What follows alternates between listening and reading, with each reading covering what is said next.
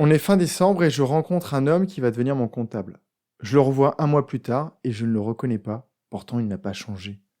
Aujourd'hui, je vais te parler d'une expérience personnelle qui va te confirmer que la réalité objective n'est pas à notre portée. Tu vois ce que tu as envie de voir. Mais ce qui est chouette, c'est que tu peux aussi transformer cette réalité à ta guise. Je ne suis pas devenu magicien et pourtant une chose est sûre, à la fin de l'épisode, dans 10 minutes, je t'aurai confié le pouvoir de transformer ta réalité pour qu'elle devienne riche, épanouie et pleine de sens. Bienvenue sur Dépasse-toi, je suis Sylvain et la promesse de mon podcast est simple, t'aider à te créer la vie que tu mérites. Quand je ne suis pas devant le micro, j'accompagne des personnes sensibles à se transformer. Et au fil des épisodes, je vais te partager les prises de conscience qu'elles ont eues et qui leur ont permis de s'épanouir. Tu vas comprendre entre autres comment mieux te connaître, avoir de belles relations, apaiser ton mental et trouver ta place, celle où tu te sentiras aimé et reconnu à ta juste valeur. Si tu veux profiter de tout ce que j'ai à t'offrir, abonne-toi à mon courrier privé sur sylvainviens.com. Installe-toi confortablement, je te souhaite une très belle écoute. Avant de te parler de réalité, je voulais remercier Tatiana pour son commentaire 5 étoiles. Il s'intitule « Simple, structuré et impactant ». J'ai découvert le podcast de Sylvain il y a quelques mois et depuis j'ai écouté tous les épisodes, certains plusieurs fois même. Mon préféré, le 133. Les épisodes me permettent d'avancer sur mon chemin avec conscience et bienveillance. Aujourd'hui, Sylvain, je voudrais t'exprimer toute ma gratitude avec ces 5 étoiles. Merci pour ton travail, tes podcasts m'apportent beaucoup. Merci Tatiana, je suis super heureux que les épisodes t'aident à avancer et un grand merci pour ta gratitude. Revenons à l'épisode. Aujourd'hui, je vais te montrer comment transformer ta réalité. On est fin 2022 et je me suis promis d'externaliser ma comptabilité avant la fin de l'année. Il me reste un mois pour ça. Je prends contact avec un cabinet d'experts comptables sur Nantes. J'obtiens un rendez-vous rapidement. Nicolas sera mon interlocuteur. Je t'avoue que je suis un peu flippé d'avance. J'adore les chiffres, j'ai quasi assaini ma relation à l'argent et j'ai hâte de savoir ma comptabilité clean et gérée par des pros. En revanche, j'ai des boutons qui poussent quand j'entends TVA, URSSAF, charges, impôts ou factures. Donc je ne suis pas super serein pour ce premier contact. On est le 12 décembre et je clique sur connexion. Mon écran s'allume et face à moi j'ai un homme d'une trentaine d'années. Nous restons 30 minutes ensemble et il me présente les statuts, les contraintes légales, le calendrier fiscal et toutes les options qui s'offrent à moi. Derrière mon écran, j'ai l'impression d'être stupide. Je ne comprends pas bien et pire, je préfère acquiescer plutôt que poser des questions que je ne me sens même pas capable de formuler. L'échange se finit et je suis à 30% rassuré. Je me dis, j'ai peur mais j'y vais. Je signe chez eux pour respecter mon engagement 2022 en me disant, je leur fais confiance. Les fêtes se passent. On est en janvier 2023 et j'ai un rendez-vous avec cet homme rencontré en 2022 et une jeune femme qui sera mon interlocutrice. Bizarrement, je suis assez zen car j'ai réussi à me convaincre que tout allait bien se passer. Je me connecte et là, pendant quelques secondes, je bug. Mes interlocuteurs doivent me voir avec des grands yeux ébahis. Je scotche sur l'homme qui s'affiche devant moi. Il me dit bonjour Sylvain. Il me connaît, mais moi je ne le reconnais pas. Dans ma mémoire, Nicolas avait un visage terne et fermé, un regard dur, une mâchoire un peu serrée, un sourire quasi inexistant, des cheveux un peu grisonnants et une voix arrogante et monotone. Là, la personne que j'ai devant moi a un visage ouvert et lumineux, un regard bienveillant, un visage décontracté et souriant, une coupe de cheveux moderne et une voix très sympathique. Je vais mettre quelques secondes à reprendre mes esprits et à comprendre que c'est bien Nicolas. Que s'est-il passé dans mon cerveau pour que je puisse modifier l'image de Nicolas de cette manière ? Tout simplement, lors du premier rendez-vous, j'étais stressé par le sujet, oppressé par la fin d'année qui arrivait et fatigué par de nombreuses séances. Grâce ou à cause de mes peurs, de mes doutes et de ma méfiance envers la comptabilité, mon cerveau s'est créé un personnage dramatique. Ma perception était complètement biaisée. Pourquoi je te raconte ça aujourd'hui ? Je pense qu'il y a 2 choses à retenir.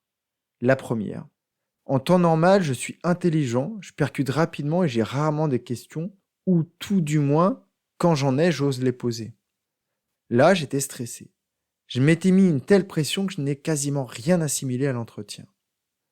On a déjà parlé de ça ensemble. Moins tu es zen, moins la réalité que tu vis l'est. La première chose, quand tu fais quelque chose qui te paraît compliqué, c'est de te préparer un minimum afin que ça se passe bien. Mais c'est pas ça le plus important. Le plus important à retenir, c'est que ton cerveau peut te jouer des tours. Tu peux te remémorer une scène horrible, des personnages désagréables, un décor sinistre, une musique triste et un scénario dramatique. Alors qu'une personne plus sereine et positive aurait pu enregistrer une scène sympathique, des personnes agréables, un décor lumineux et une musique entraînante. Dans mon cas, mon cerveau a transformé la réalité en ajoutant de la peur, des doutes et de la méfiance. Il a réussi à transformer un homme agréable à l'allure sympathique en un homme antipathique à l'allure patibulaire.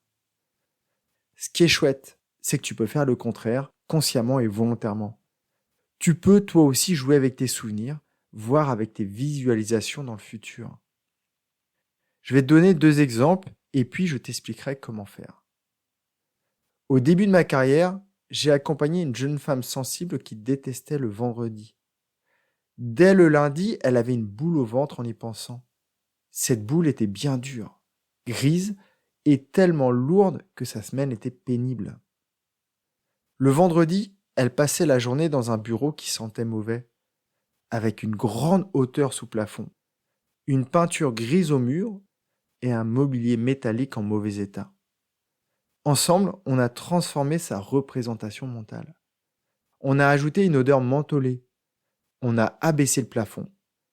On a peint le mur en rose et on a installé un mobilier en bois. Du jour au lendemain, sa boule au ventre du vendredi a disparu et elle est allée au travail beaucoup plus sereine. Pourtant, le bureau était toujours le même, c'est seulement sa perception qui avait évolué. Mon deuxième exemple est beaucoup plus frais. Il y a quelques semaines, j'échange avec un manager qui a des difficultés avec sa boss. Quand il en parle, son visage se ferme et il affiche de la colère. Je lui demande simplement de me décrire sa boss. Elle est droite comme un pic, assez terne, les cheveux en bataille, une tenue très masculine et elle parle très fort avec une voix stridente. Comme il a besoin de la solliciter, on va travailler l'entretien sur le fond, mais aussi et surtout sur la forme. Je lui propose de me décrire une de ses collègues avec qui ça se passe bien. Il me parle de la responsable marketing. Elle est souriante, elle a une voix agréable, elle est toujours bien coiffée et elle est habillée de manière simple mais élégante. Quand il me la décrit, mon client est souriant et l'expérience est agréable. Tout simplement, je vais lui demander d'appliquer le filtre collègue sympa sur sa bosse. Il ajoute un sourire à son visage. Il la coiffe. Il l'habille d'une tenue décontractée. Et tout d'un coup, elle devient beaucoup plus sympathique. Et quand je lui demande comment va se passer l'entretien, le visage de mon client est beaucoup plus optimiste et serein. La semaine dernière, j'ai eu vérification car la colère qu'il avait contre elle s'est transformée en compassion. Et il m'en a parlé comme si c'était une amie proche qu'il aimerait aider. Tu vois, c'est tout simple.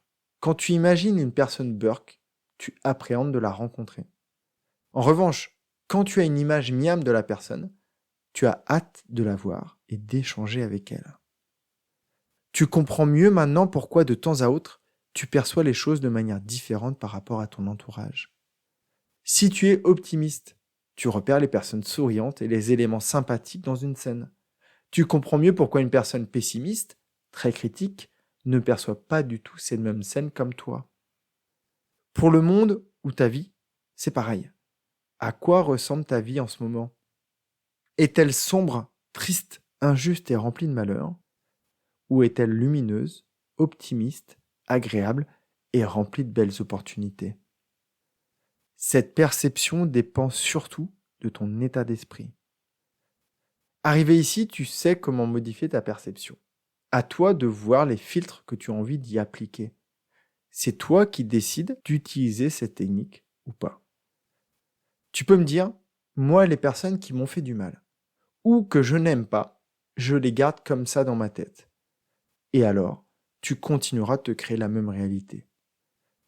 Ou alors, tu décides de faire un pas vers une vie plus heureuse et tu modifies ta perception de la réalité. Ça ne se fait pas du jour au lendemain, mais je peux t'assurer que tu vas y arriver. Toutes les semaines, je saupoudre la vie de mes abonnés avec des idées ou des concepts de ce type. Alors si je peux finir cet épisode en te donnant un conseil, transforme ta réalité en t'abonnant à mon courrier tout de suite. Si tu as aimé cet épisode, il plaira sûrement à un de tes proches, alors pense à le lui partager tout de suite. J'espère aussi qu'il te donnera envie de me laisser un avis 5 étoiles sur ta plateforme d'écoute. On se retrouve jeudi dans mon courrier pour faire encore un pas de plus vers la vie que tu mérites. Prends vraiment bien soin de toi et passe une très belle journée. Bye bye.